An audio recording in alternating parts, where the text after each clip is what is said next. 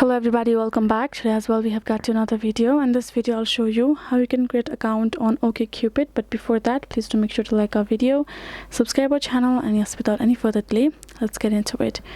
So for that, go ahead first, open up your OkCupid app on your phone. Make sure you have installed it. Now tap on this option of join OkCupid and you have to enter your email now, and tap on next, enter your first name, tap on next again.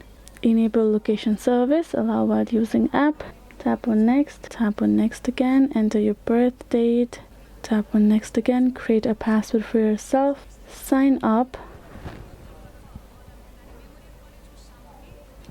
and once you do that, you will be able to sign up to your account and you will be able to create yourself an account on OkCupid. Now you can go ahead and use it however you would like and you're good to go.